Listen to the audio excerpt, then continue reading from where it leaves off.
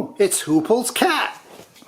Somebody foolishly asked me what I take when I go on my kayak trips.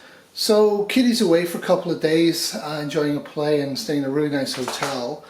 So I'm dog sitting and cat sitting for her parents. So I will show you some of what I'm going to take and explain why I'm taking it. So I'm taking my old trusty tripod that's now sustained damage, and I'll have to be careful with that. But it works well enough. The other thing I'll be taking is my GoPro Black 7 Hero. I have 3 full charge batteries for that. I figured out it'll take about 10 batteries before the SIM card fills up, so I should be fine with that. And I'm going to take the Canon and 3 full charge batteries for that. That will fill up the SIM card on this before the batteries run out. One of the things Kitty doesn't want is she doesn't want this to be a filming trip. So I've explained to her for about 30 minutes to sometimes 60 minutes a day, she's going to have to be an actress or a camera person. And I think she's okay with that. Now my tent, the Hubba Bubba, you've seen a lot, and the air mattresses and my sleeping system is at the Shire, and I'll pick it up when I go, as is the LifeStraw 12. Now Kitty claims I snore, which is slander. But years ago I got a second tent because you never know, right? Having one tent, if you need another tent, you're in trouble.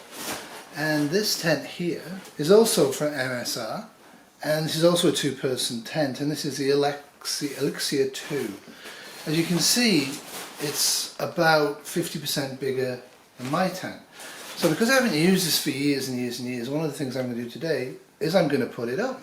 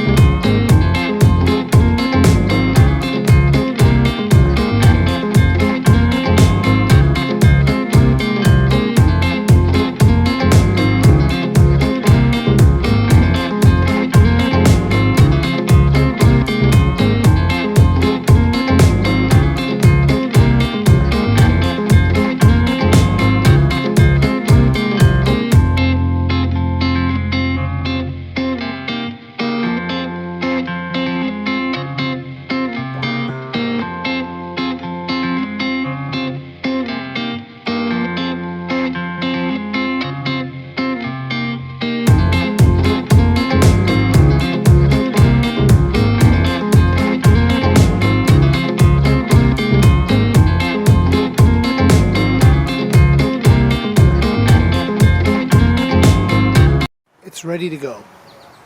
So fast up, fast down, all the pieces are there. The only thing I didn't get for this tent, which I got for my tent, a spare guide ropes and repair kit, but I'll have them with my tent. The other thing is I could have done with some more heavy duty ground pegs than what they supplied. So the next time I'm shopping at a hiking store, camping store, I'll get a set of the solid silver ones that I have in my other tent anyway. So yeah, so Kitty should have a good sleep. And like my tent, because it's the same manufacturer, it's basically the same setup. I would say this one's easier to set up than mine. And it also allows her, when it's not going to rain, to have Air 360 and Vision 360, which I think is important for aesthetics as well as for security. I'm completely aware of the fact that most people can't fork out $400 Canadian for a nice tent. But I would point out to you that shelter is the #1 priority after water, depending on the circumstances. And if you're actually expecting to use a tent for a prolonged period of time in SHTF, do you really want to be sleeping in a Walmart tent? Truthfully. Get a small, cheap, whatever tent from whoever and practice in that. But if you're going to have a tent in your bug out bag in the winter, it better work. And in the summer, it better keep the mosquitoes out. you're going to be in a lot of trouble. You see a lot of this gear in action, so I'm not going to go through all of it, but I just want to talk a little bit about sleeping systems. Even though it's like 38 degrees centigrade today with humidex, I'm actually going to show you what our winter setup is. Now we do use thermoseal air mattresses year round, and they'll be important in the winter. In the winter I might put an emergency blanket over the top of them, or a woolen blanket as well, depending on where I'm going and how much gear I'm taking. But for the summer, Kitty gets a new pillow because she lost her other one at work. I think an inflatable air pillow is a good investment for camping, especially for somebody who doesn't want to sleep on the ground. There's also an inner liner. Now the inner liner I take on my summer trips. Now why do I take an inner liner on my summer trips? Basically because sometimes it's too hot for the sleeping bag. I bought Kitty a new one, and it's nice to sleep in this for a while with this just thrown over you like a duvet. In the winter you would have your full clothes on and a hat and gloves, the inner liner, the sleeping bag, which is rated to plus 10 centigrade. So my rule of thumb would be down to 15 centigrade, this would be okay. So it's a plus 10 centigrade bag if you're interested in this sort of thing. It's Hyperloft Malcolm Cot. So in the winter it would go in the basic cheap Tenton sleeping bag, which is rated down to whatever it's rated down to. I believe 0 could be, oh, they always say, right? It's down to plus 5 Fahrenheit. Well, that's no use nor ornament to me. I have no idea what plus 5 Fahrenheit is. But what you're basically going to be able to do with clothing, with the inner liner, with a thermarest, with no wind, and 2 sleeping bags, you're going to actually probably be able to be okay down to about minus 10 to minus 20 centigrade. Down to about minus whatever Fahrenheit. It's not going to go down to minus 40 Fahrenheit, this system. I would consider travelling and sleeping out in minus 40 Fahrenheit, centigrade is the same, to be absolutely incredibly dumb. It's not something I'm trained for, it's not something I'm planning for, and it's not something I have the equipment for. That would be a whole different ball game. In those conditions, and they only last a day or two up here, I would be hunkering in, using all of this gear inside a building and burning whatever fire I could. Full of lead, but I got 2 cheap single-walled vessels for $8 American from the hardware store, because I didn't have enough of these last time and I wanted to get more. All of this gear gets organised and stuffed into dry bags. This is the dry bags we normally use. You also get Brooks, it's the same thing. Very good. Thanks to Jeff Helm of Canadian Sheepdog for pointing out to me, which I forgot, a couple of years ago he did a video where he actually put clothing in these, tied them up and dragged them behind the back of his canoe or kayak, and they stayed dry. So that's an option. I'm not going to do that because dragging the water is bad, but certainly light clothing, and I suspect Kitty's going to take a lot. Hey Becky. Can go on top of the kayaks without causing a tipping issue. I sprung for some of these this year. I just wanted to see what the difference was, and the difference is quite remarkable. They're a lot more malleable, which should be allowed for stuffing to be a lot easier, and I'm interested to see how these work. It will be interesting. They also have molly straps on them. Not sure why you'd want that there, but you could easily rig this up as a backpack, and it also has this bottom piece here which I really like to pull them out of the kayak. So there'll be 2 of these, one in each kayak, 35 litres, whatever that is in American, and there'll be 2 of the 10 litre ones as well. And I got the nano dry bags just to see. I got 2 of them, they were on offer. I will be interested to see how these work. They reckon these are very good. We shall see. I'm doing the BioLite again. I will fully recharge that downstairs on the computer before I leave, and I'm using food from Good To Go almost exclusively. I have 2, 4, 6, 8, 10 packs of that. I think that's far too much food, better too much than too little. And I'm also going to take this because I want to use it up, and I kind of like this. So this is vegan. There'll also be packs of porridge bigger than this. I'm going to stuff them for both of us for each morning, and we'll be using these, which we buy when they're on offer. Not great for the environment, but still, for the porridge. And during the day I'm taking some nuts, because I really craved salt and fat last time, and some old GU jars and stuff like that I've got. and Cliff Bars, and these things I don't know what they are, but I'm going to try them out. This is all vegan because I'm vegan and so is Kitty. Maybe some more bars of chocolate, she likes the chocolate at night, and a couple of these. Because the gluten-free, I gave the one I had to Kitty's sister, which said it was great. So try that out. It's almost a breakfast in itself. And I went and bought some more vegan jerky. I want to see what Kitty thinks of it. So yeah, that's basically it for food. Except food, what's the most important food group for a prepper? What is the most important food group for a prepper? Coffee. I like these. You could do your own powdered sheet version, but I like them. I got these from Mountain Goodman Corp. I didn't use all of these up. Not bad for a cup of tea. It makes a difference to just drinking coffee in the wild. And I have obviously got some left over from my other trip. So we should be fine on the coffee, so I'm happy with that. But I only have one mug.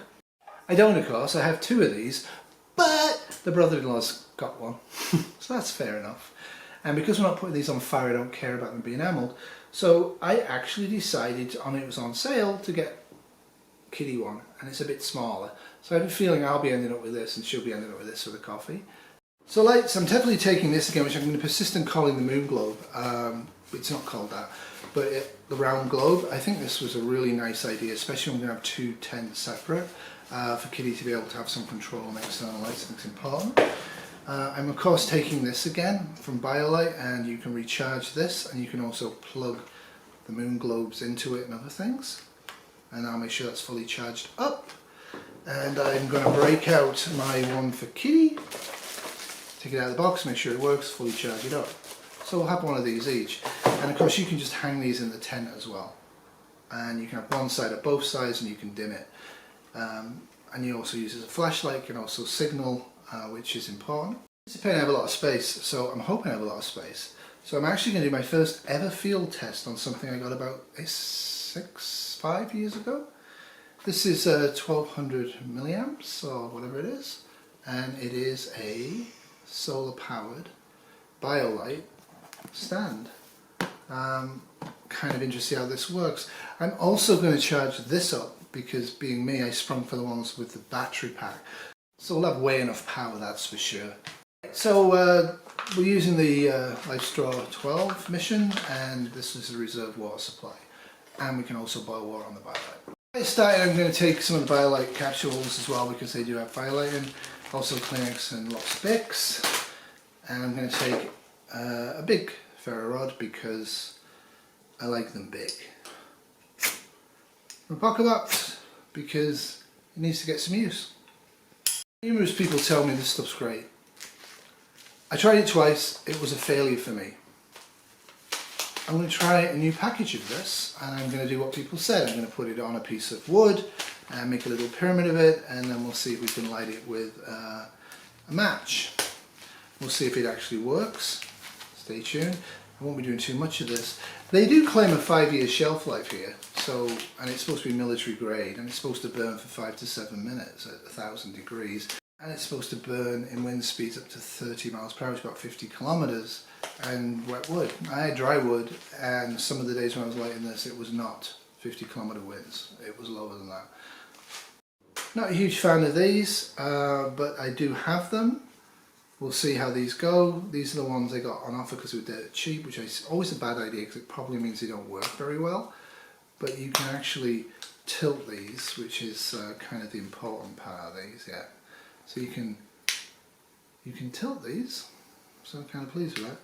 And Kitty should enjoy this. Again, 3 power beams, so you can decide how much power you want to suck. And I like it.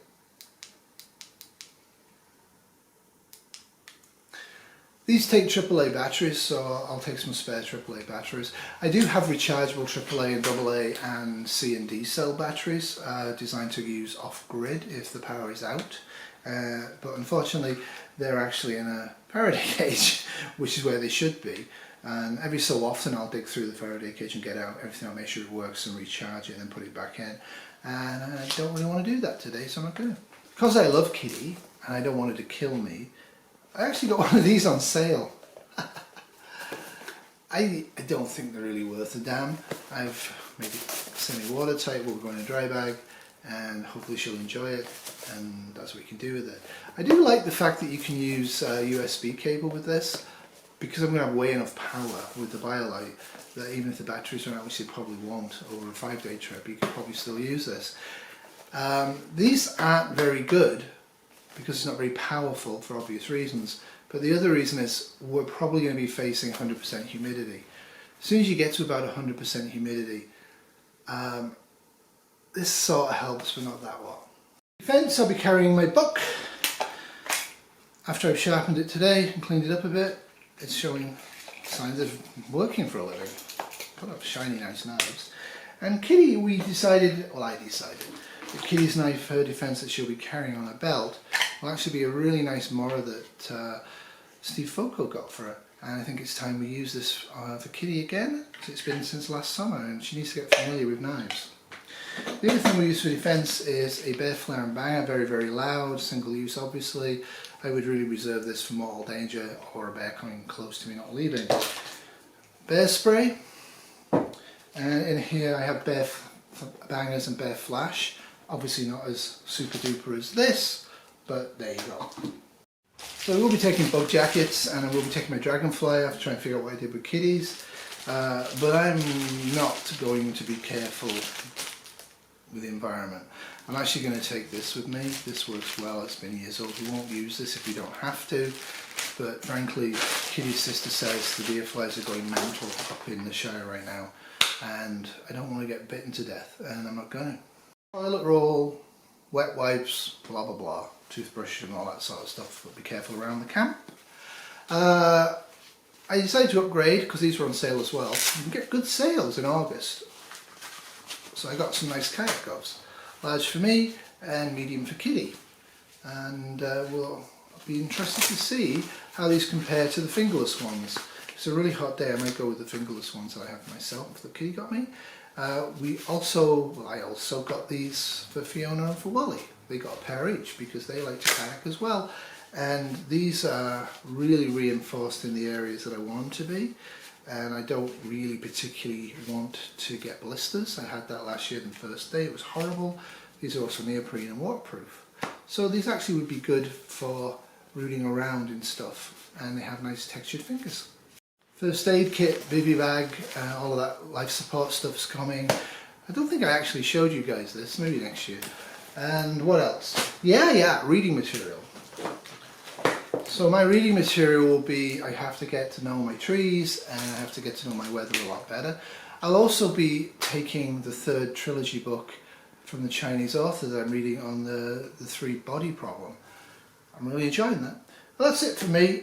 Thanks for indulging me in this, and you guys have a great few weeks. I'm away kayaking when this is uploaded, so hopefully all this stuff worked out. It's my 3rd kayak trip now, overnighter, so I've kind of got it down to where I want it.